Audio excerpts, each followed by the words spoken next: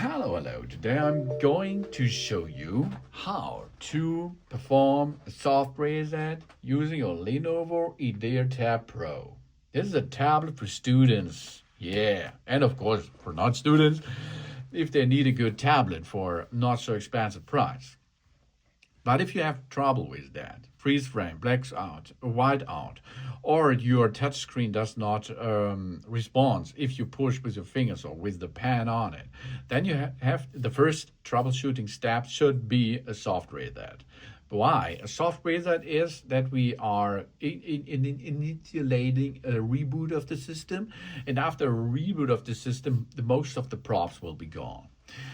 Let's start with that. On the side, we have volume up and volume down button. On the opposite side over there, over the edge here, this is the power button. Okay, now we are going to push two buttons at the same time. And this is the power button over here and the volume down button over there for approximately, I think, 8 seconds or 10, maybe 12. We will see.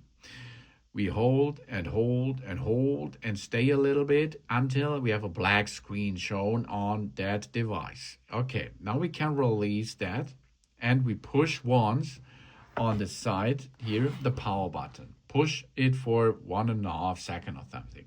And then the Lenovo branding should be over there. And there it is. Now we are in reboot process, and the reboot process is most of the time the solution the solution for our problems, because after a clear reboot the screen should be work anymore and our touch will work anymore and so on. Let's try this out. Here we are back in business. Good job.